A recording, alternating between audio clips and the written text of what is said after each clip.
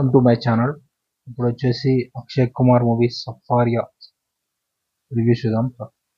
సఫారియా movie review ఏంటంటే main Telugu movie ఒకటి ఉంది కదా, సేమ్ అదే రీమేక్ మూవీ, తమిళ మూవీ సూర్య మూవీ ఉంది కదా. తను సపరేట్గా ఒక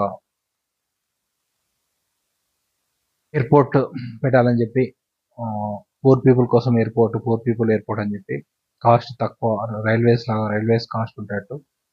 సేమ్ అదే స్టోరీ, అదే రీమేక్ అక్షయ్ కుమార్ హిందీలో వేశారు.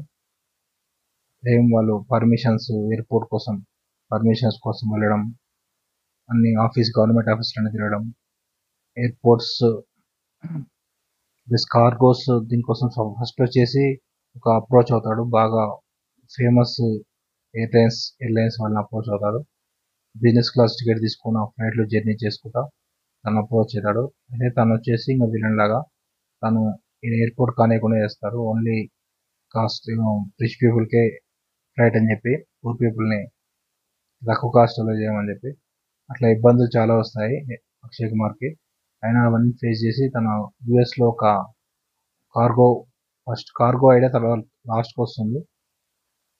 ఈ కార్గో ఫ్లైట్ని, చిన్న ఫ్లైట్ని తక్కువ బడ్జెట్లో అన్ని ఫ్లైట్స్ తీసుకురావాల్సింది చెప్పి పైలట్లను చాలామంది ఫ్లైట్లు తయారు చేసుకుంటాడు. యూఎస్లో ఒక కంపెనీని తయారు చేసుకుంటాడు.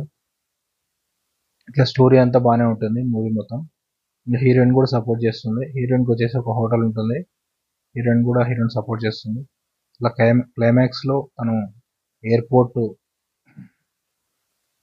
ఎలా పెట్టాడు, ఎయిర్పోర్ట్లో ఫ్లైట్స్ అన్ని ఎలా తీసుకొచ్చాడు, ఏంటి పైలట్ని ఎలా తయారు చేశాడు, జస్ట్ ప్యాసింజర్స్కి టికెట్ రేట్స్ ఎలా ఉన్నాయి ఏంటి, అదంతా మూవీలో చూడండి.